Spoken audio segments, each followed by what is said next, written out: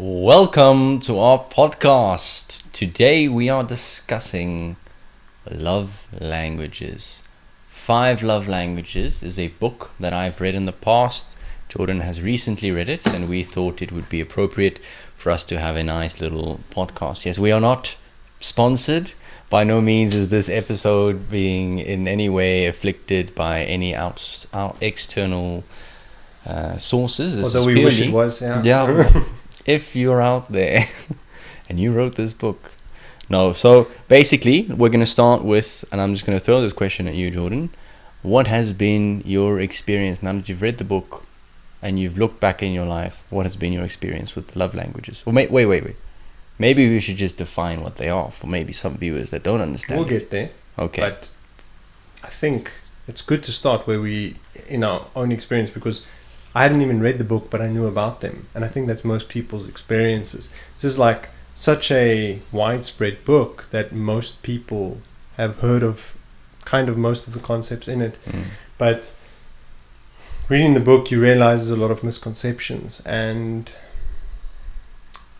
it's a lot of issues that I have perhaps with the book, but a lot of things I found incredibly curious, and that's really what I wanted to discuss today. And you might think it's a book review. I think the viewer might assume that, but these love languages have become so, I don't have the right word now, but everyone knows about them, that it's just become public knowledge. What's your love language? People answer the question without, people asking the question will ask the question without reading the book. People will answer the question without reading the book. So it's just a cultural phenomenon now. Yeah. This idea of love languages. So that's been basically my experience. I have known about them, heard about them. My parents spoke about them a lot. They had read the book, so they were, I guess, well versed in the literature, and it came up a lot in conversation, and you hear about them all the time in conversation, and that's been my experience until we decided, no, we should do a podcast on this. And I was like, well, yeah, I definitely have to read the book. And so that's what I've been doing, trying to read and study the book, see what it's really about, and do people actually capture the essence? What's your experience with it? Well, I got the book a few years back, and when I read it, a lot of the things I didn't understand started to make sense. So I remember that was around the time when it became the popular new topic of conversation. It was like it blew up, I would say, around that time, 2020, 21, somewhere there, and everyone was starting to ask the questions, what's your love language, and there's these quizzes online that people would send around, and that all, and the personality tests and all that kind of merged into each other. So I remember that back when that happened. But what I've learned from the book, I've realized there were a few fundamental misconceptions that I had with how, yes, society kind of speaks about love languages and how the book defines it. So the common misconceptions I kind of want to go into, and the dangers of actually understanding it, because you wouldn't think that, but understanding yourself to an extent can then sometimes make you more entitled towards yourself. But that's interesting. So entitlement is something we should speak about. Yeah, but that's like a drawback of understanding it. Not to say that people should now go and understand it. It has much more value, but I want to point out that drawback, because if you miss that, yes, you could become a little entitled. All right. Okay. I think what we should then maybe just do is highlight the love languages. And also I think the idea of the love tank is something we should explain to people that haven't read the book. So most people that haven't read the book most probably don't know about the love tank. I don't think it's as popular of an idea. I have the book with me, so I have the pleasure of going to the index page and reading them out loud, right? So you have words of affirmation, quality time, receiving gifts, acts of service, and physical touch. I don't want to explain them, because you can read the book and explain them. Most people have their own understanding of them, and we'll go into that when we discuss misconceptions. Can you explain the idea of love tank? Yes. So when you stop at the petrol station, you ask for that specific type. So I think that the love tank, the way I understood it, the way it was described and used throughout the book, was it basically came down to the fact that we all need love, and when someone loves us, there's a efficiency factor to an extent. So depending on which category you fall in between the 5 love languages, certain categories are more efficient with filling that love tank, and the love tank is a metaphor for how loved you feel. So your love tank is how full your tank is how loved you feel, in essence. And the way that relates to the love languages is, and why they use that is, certain love languages are better to fill your love language, to fill your love tank than others. Yeah. Do you agree with that? Yeah. So if I had to draw off your analogy, I'd say certain love languages are 95 and other ones are 93. Unleaded. And some are diesel, they just don't work for you. And you put them in. And that's why a lot of relationships end. And I think that's the major reason for people to need to understand love languages, is because you can really put in a lot of effort and a lot of fuel, and it just doesn't work. And I've experienced this myself. You try your best, the other person tries their best, and you both just feel, this other person doesn't love me. My tank is empty. Why? So it's interesting you use the word efficiency. To me, that's a very engineering way of looking at it, because we deal with efficiency so much at work. And I think I just want to emphasize for other people that are thinking like me, when I hear efficiency, I think, different efficiencies. The one is maybe 50%, 80%, 100%. It's like there's a 0% efficiency on some of these love languages, depending on yours. Mm-hmm. If I provide you with love outside of your love language, it can be like a 0% efficient. Like, I know you do that, but I don't feel loved at all. Yeah. Right. Okay. But that explains the idea. Also, so the last thing we should highlight here, love language is not how you love other people. That's such a mistake people make. A love language is purely the way in which you receive love. So when someone's loving me, they should, to the best of their ability, try to love me in the way that I need to be loved, and which category I fall under. And the mistake people make is, because I am an individual who loves, let's say quality time. So for me, that is the most efficient way of making me feel loved. So I experience love much more when someone spends quality time with me. And then out of that perspective, spending time with people is how love is expressed. And then I try to do quality time with other people, because to me, that is how I feel loved. So I just naturally, without thinking about it, expect that other people experience love from that as well. And for other people, it's not necessarily that. So we need to highlight that love language. When you fall in the category of quality time, it doesn't mean that's how you love others. It means that's how you wish to be loved. And you need to love others the way they need to be loved, because that's the whole self-sacrifice in love to an extent. But yeah, people often fall in the category of loving others the way they want to be loved. And reading this book breaks that open and helps with that. I'd give a quick rebuttal on that. The book does say that what your love language is the way that you naturally give and receive love. So that is your love language.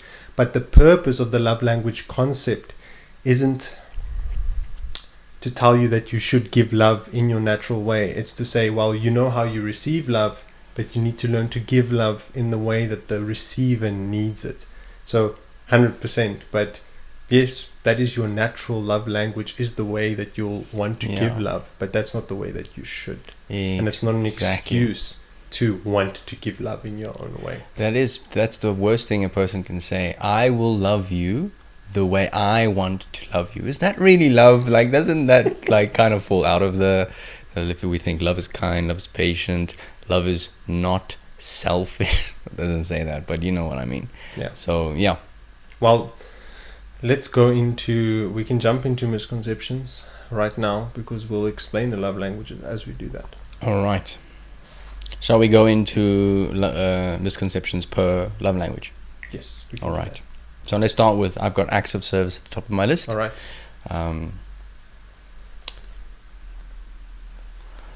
That's the top of my list. I wonder which one is your love language. So acts of service. Yes. The way I understand it, to really simplify it, is the ability for an individual to self-sacrifice for the means to the benefit of another. So when someone is loving me through acts of service, that means they do things through which they sacrifice their time, their energy, or whatever to serve me in a way of is making food for me, if it's washing my car because I was gonna and I didn't really have time and I was stressing and I was overworked and they just did it for me. That's how I kind of see that. Okay. I don't rebuttal that. Okay. So what's the common misconception about it? So I think acts of service people think is, well, maybe they think it's more like slavery. You know, they like to think that if my love language is acts of service, I just want other people to do things for me and I'm just a lazy ass. And if you're really lazy, yes, you'll appreciate that other people do things for you. But does that make you feel loved? I think that's the point that you're getting at. When you ask someone to do something for you as an act of service, or you request it from them, because the book is very big on that. You don't demand it from them, you request it from them.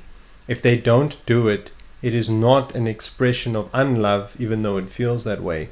But when they do it, it's an expression of love, not a duty. And it has to be a choice, because if you demand it, you take away their choice. And if they do it based on demand, you don't appreciate it as much. So demanding someone to love you through acts of service removes the love to an extent. You know, that's a very, I think we should, let's navigate into that, because I felt this before and I think I've seen it with other people. If I express to you what my love language is, it is now my expectation that you will love me that way, not my request. That's traditionally, I want to say, how it is understood in relationships. How can you not love me that way if that is so? What's this whole thing between request and demand? Yeah. And how does that materialize in a relationship? So remember I mentioned in the beginning the concept of entitlement. So as soon as you now understand the way which is the best to love you, now that you've expressed to the other person, communicated to the other person, this is how, if you want to love me, you'll love me best, and they choose not to love you in that way, they must not love you. That's a choice they're making, not to love you. Yeah. So the problem, that danger of entitlement comes in because I've now expressed it. I can expect it, and that kind of goes back to a previous podcast we've had about expectation management and that kind of thing. And I think the biggest mistake you can make in the journey of love as a whole is to take away the ability of choice for the other individual to choose how to love you and to choose what they do in that, and if they want to love you. Because love, to me, if you define it, you know, it is self-sacrifice. It is a choice of sacrificing for the other individual. A choice. I think it's fundamentally, it has to be a choice. I think if there's no choice, it cannot be defined as love. And that can become a whole theological argument as well. But if there is no choice, I don't think there can be love. Then it's just servitude in a sense. It's not love, you know. And I think we can ask ourselves a practical question, that if someone had to do something for me because they chose to do it, and someone did it for me because they had to do it, which one do I appreciate more? Which one makes me feel more loved? It'll obviously be the one that chose to do it out of their own free will. So, yes. I'll offer a rebuttal on that, but yes. Okay. Before you offer your rebuttal, I'll just finish this point and I'll say, so by definition, I think that love needs to have the choice. And as soon as you express expectations, that should be I'm putting it out here for your benefit, for your convenience, to have knowledge about what I want. But I'm leaving the choice in your hands. And as soon as someone becomes controlling of that sort and takes into demanding that the other one does these things, they are more after the benefits of what it is they are demanding than to feel loved by you. What was your rebuttal? No, I have something more interesting I want to say now. It's interesting you say this, because I think I've heard this many times. The way that you must negotiate with your partner now, knowing love languages, is I will love you in your love language if you love me in mine. So there's almost a transaction, and it doesn't come across that way because this is the language that's used. It is, I'll make a commitment to you to love you in your love language, and you will make a commitment to love me in my love language. Mm-hmm. And that is kind of very much the way I saw it before I read the book. The book emphasizes this idea that I am not obligated to love you in your language. But when I do these things that are of your love language, they are simply and only expressions of love. So let's say you say, this is the difference. Your love language is acts of service. So you tell your partner, can you please vacuum the house? Right? Or maybe you don't say it in that way, you say it in a better way. I'd really like it and I'd feel loved if you vacuum the house. Now, the difference between those two ways of asking is, the one is I have to do it because I made a commitment to it, versus if I do this, my partner will feel it as an expression of love. It's a completely different motivation. And also, if you don't do it, it's not like, but you made a commitment to this. And then in the other way of asking it, in the commitment way, even though commitment is important, when you do it, you're just fulfilling your commitment as opposed to expressing love. So he really puts it as the way your relationship is now, that's the way it is. And you shouldn't be doing better. But if you do this, it's purely an expression of love. So he tries to make you see your relationship differently and see that when your partner is doing something that is within your love language, that is a pure expression of love, and you're supposed to feel it that way. And that's why you should know your own love language so you can communicate it properly. Are you getting what I'm saying? I'm getting what you're saying, but I wonder, because I think that it should not, and maybe this is one of the dangers as well of the book, and thinking you understand your love language, is when I communicate, and I learned this from you, when I communicate my expectation of how I want to be loved, I am making an assumption of how I want to be loved. And more often than not, there's going to be other ways that I'll actually feel more loved without realizing it until I've been loved that way. So how will I know that quality time is better for me than acts of service if I've never spent quality time with anyone? So I think part of the thing is that you should have a journey, and that's the beauty of love and falling in love and the relationship, is that you as a partner get to test various ways of loving the other individual. You and it's only do that if you're intentional about it. Yes, you need to be if you're dating, I would presume there's intentionality behind it, but yeah, maybe in today's age not. But intention in variety is what I mean. Yes. So I think the danger of saying this is my love language and you have to love me in this way, and if you don't love me in this way then you don't love me, is so dangerous, because you cut off stuff. And this really does go back to our boundaries and expectations podcast, but it should let the other partner, you can communicate to them, but as soon as you expect them to act in a certain way, then you've taken away their freedom of exploration and that dynamic and that romance and that beauty. But I do believe we've gone quite off topic there. Let's jump to a different love language. Okay, next one. You go pick one. Well, you have your common misconceptions. Okay. So quality time. Yes. Okay, so in quality time, some people think, well, this is the two versions that people have, is it's the quantity of time I spent compared to the quality of the time I spent. And by the name quality time, I don't know why people think this, but the common misconception is that it's about spending a lot of time with the partner.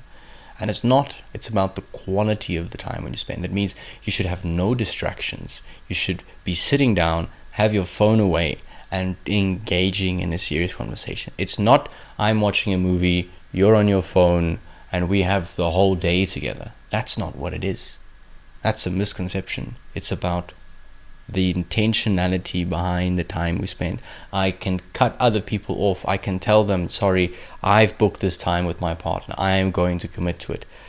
The value of that time, the quality of that time. So the book brings up the idea of dialects, right, within a love language. So in the same way that you have a dialect of a language and multiple of them, they don't even understand each other. Love languages also have dialects. So I would say, to your misconception, that perhaps that is a form of love language, that you just want the person's presence. A form, does it fall under quality time, would you say? Yes. So an example you gave of this was a woman that had just had her mother pass away, and her husband, after the funeral, went and played softball or baseball, right? So it's like, I just wanted you to be there. I didn't care how you were there. I just wanted you to be there, right? And he also gives other examples of some partners that have the, I can't remember which love language it was right now, but when they're upset, they don't need you to touch them or talk to them. They just need you to be there. So offering up your time, even though it is not doing anything, can be a form of love language. But I think you're trying to address something that is more important, which is traditionally, I would say most commonly, quality time is not just I'm with you, that's quality time. You need to know what the dialect is of the time of, let's say, your partner. Yeah. If they want quality time, doesn't mean you get to choose the quality time. You need to know what dialect they feel that love in. And usually, if not most of the time, and this is what you get into, I assume, or you actually not get into it, you said it, it's undivided attention. And it could not just be that. He addresses in the book as well that it could be sharing of vulnerability that needs to happen for her to feel loved during that emotional time. Yeah. And that's a tough one, because I know for myself, being vulnerable is difficult. It's very difficult. And kind of then the next point I would like to touch on is the difficulty of learning another language. The reason that's important to me is because in the common, or the way that I've experienced the conversation about love language going, it's, well, what's your love language? Oh no, it's quality time. All right, I know how to do that, even though it's not your primary love language. A second language is very difficult to learn, and I have first-hand experience with giving up in learning a second language. So when he articulated in the book that how much frustration and difficulty and uncomfort it takes to learn a second language, I really had an appreciation for, if her primary love language is not my primary one, I really need to actually learn and ask questions and seek out what her dialect is, because I won't naturally know how to do it. Because of the common knowledge of the 5 love languages, we think that just knowing what category they fall in is enough. And man, I can't stress that enough. It's not enough. But yes, that my point to your point. We can go on to the next one. Gifts. Oof. And I would say, and this the gold diggers.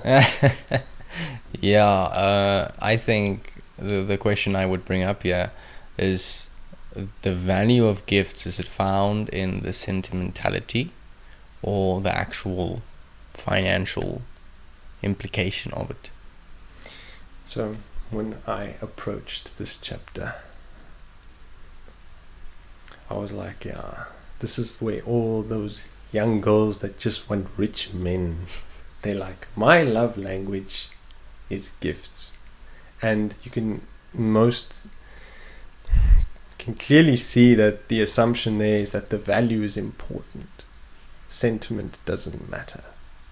To someone that comes from a humble beginnings relationship, sentimentality is all you had.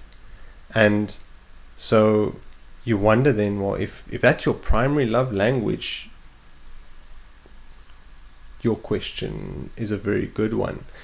The explanation he gives in the book, and I think I like it because I align with it, is the value should not matter to a person whose primary love language is gifts. So I'll just repeat it. If your primary love language is gifts, the value shouldn't matter. And I think sentimentality would probably be much more easily accessible to someone whose primary love language is gifts, because they'll find meaning in it. That's how they feel loved. So a little chocolate or a little this or a little that, 100%. But I think it's very amplified by sentimentality. Do you think sentimentality matters? Yeah, I think the point you made was if that's how you grew up, that sentimentality was the ultimate, then I would say yes. But for some people, if you came out of a very rich family who doesn't have time to be sentimental about their gifts, then I don't think you understand its value, so you won't appreciate its value. Because I don't know, I don't remember fully if the author wrote this as well, or spoke about it, but I think much to how your love language, or your primary love language, develops is how you were raised.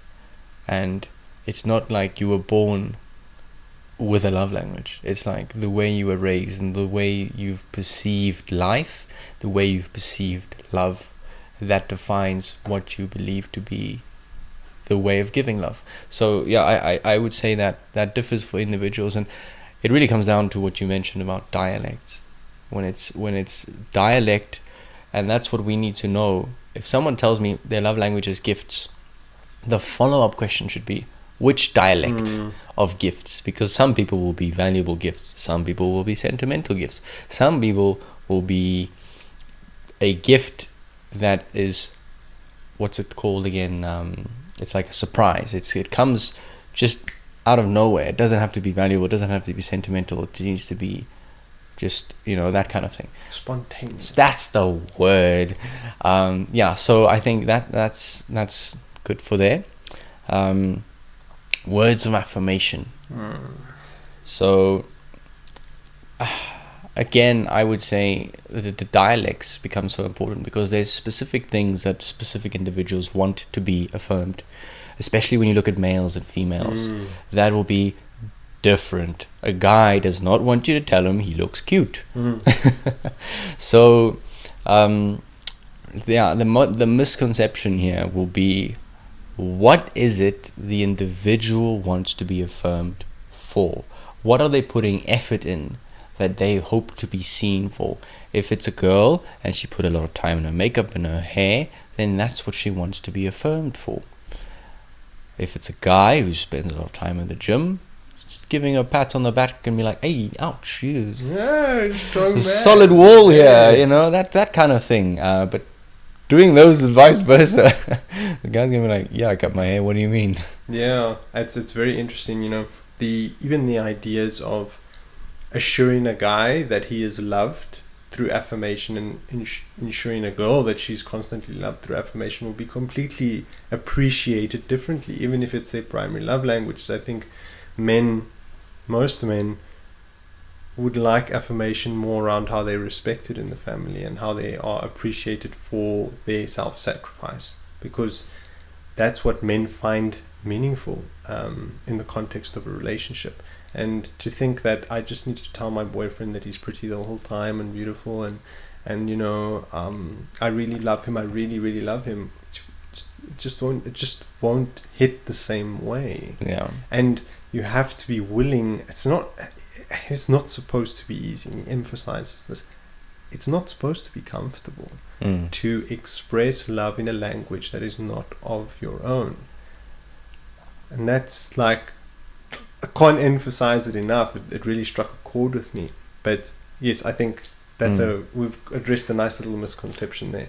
I want to throw out a challenge here. Oh yeah. For the girls, if you're in a relationship or married, go to your partner, and most people, especially if they're still dating, they say I love you very, very fluently, very like, hey, I love you, and they'll be like, yeah, love you too, something like that. Then say, just out of the blue, I respect you.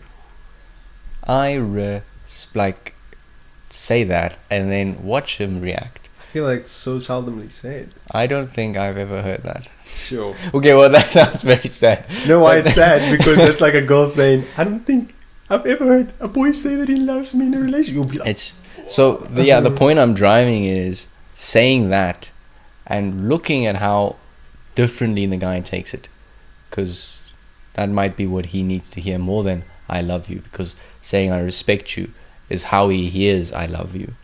But yeah, on to the next, physical touch. So we know what the misconception on this one is. Yeah, we pre-discussed this, and it can become quite the conversation to navigate.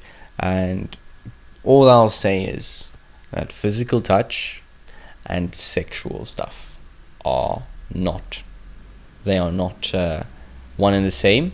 If you have a boyfriend or a girlfriend that says physical touch is my love language, if you do not engage in sexual activities with me, you do not love me. That is wrong. Why? I think most men, and he's expressed like 3 stories, I think, in the book, where he says men, when you ask them what's your love language, say, well, I really like it when we engage in intercourse, so yes, that's my love language. See, just because you enjoy something and it's pleasurable doesn't mean it makes you feel loved. I think that's a problem that men struggle to differentiate, satisfaction. That's the misconception. So I think the best way to address it is using that example that you told me yesterday with the guy that was asked by his psychologist, if your wife sleeps with you but never tells you that that was the example, never tells you she appreciates you, she respects you, she loves you, will you feel loved? Or will you just feel like she's willing to engage with you sexually?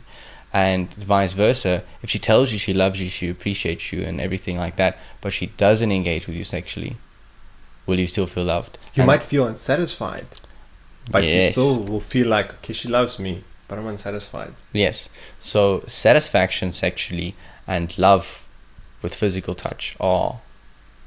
they're inextricably linked, but they're not exactly the same. Obviously, and that's where the confusion comes. If you engage sexually, you do get physical touch. But if you are engaging with physical touch, that doesn't have to be sexual. And that's what people don't understand. That's what men don't get taught, because they are not guided by literature and experienced men. Because men don't talk about this. Men talk about, let's not do talk. I think that's something interesting we should maybe mention is, and I know there's no way else to say this, but to open up to another guy and tell him that, I need words of affirmation from my wife because otherwise I don't feel love. Hey, man, I don't know, but... they will be telling you I just don't feel like a man saying that, unfortunately. And obviously I need to go and work on that inside myself, but that's the reality. Yeah. That's how I feel. Why? Why do I feel that way? I think because we are not open enough with ourselves. Society, that's a whole... I think we all understand why. Society looks down upon the concept of men opening up about their feelings, such that if a man does, other men feel, okay, this man is a bit weird. He doesn't stick to the norms. He doesn't stick to societal constructs. And people often retract from that because I don't want to be ostracized from the norm. I need to be accepted. I need to be respected. And then because of that desire, which we're trying to get through society, we lose in ourselves and from our partners. What's a quick solution to that if you had one? A quick solution to what problem here? Well, to the problem of men not being able to identify within themselves properly because of the sociological construct that has been placed on them. The answer I'm coming up with is not one I actually would suggest. Yes. But when it comes to that quiz, and I said this to you, the first mistake I made the first time I wrote the quiz was they'd ask questions. Is this how you would feel? Which would make you feel more loved? This or this? This or this? And I'd sit there and I'd compare them and I'd think which one would make me feel more loved, and I would be guided by what I think I want. And ultimately, what I think I want and what I actually need don't always align. As much as I think it does, as much as I hope it doesn't necessarily align. So for men who don't, I would say, participate in the love language correctly, the best way to do this would be then to investigate this. And you can investigate it with literature, and you can investigate it with your partner. But that's where I would say I wouldn't give it as advice, because now people are like, okay, I need to investigate physical touch as a love language. And that becomes an excuse to engage in otherwise things I do not I'll offer a approve. solution that I thought of now is, most men's problem is they don't actually know themselves. And why don't they know themselves? How do you know yourself? Right. How do you know someone else? You spend time with them. So, I don't know if it's just me, but left to my natural self, what I want to do, how I want to keep myself busy, I just permanently keep myself busy. Go to work, come back, I will play games, I'll speak to friends, I'll speak to my girlfriend. It's just, I never will spend time getting to know myself. And so, two things here. The one the book mentions, which is get to know yourself by listening to your emotions, which most men don't do. And the way he suggests you do that is, in the day when you feel something, just try and write it down. Like, try and articulate that feeling on a piece of paper. It does two things. It helps you more readily identify when you feel, and then after doing that, it helps you identify what exactly you're feeling, something that men don't really do. And I think there's always just an umbrella. They don't like it, and they don't really know how to express it, and so there's just a general frustration in their behavior, and that frustration is like they don't really know what they're feeling, but they don't even know that they don't know what they're feeling, and it's quite a mess. So for a guy to be able to, and I don't think most guys don't do this, within a moment, like, no, I was actually hurt by that. I don't like it when you said that. Being able to articulate that is not normal. As a guy, we weren't taught to do that, at least I wasn't.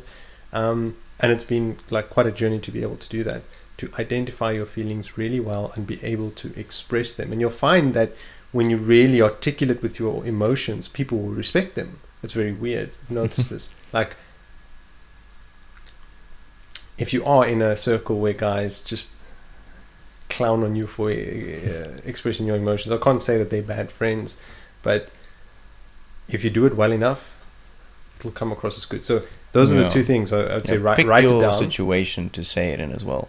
If you're standing around the fire and you're like, I want this to be said to me. Yeah. And if you're sitting like we are discussing serious things, and I can hear you being serious. That's also true. And then, the other one I would be spend time with yourself a bit, where you're not doing too much, and just really think, who am I? What am I doing? How do I feel loved? And just truly give it some time to think and ruminate about it. And I think most of us don't do that. So that would be my quick solution to that. But it really depends on you. Love is a choice versus love is a feeling. Yeah, you've touched on that. I'm clear on how I perceive it to be.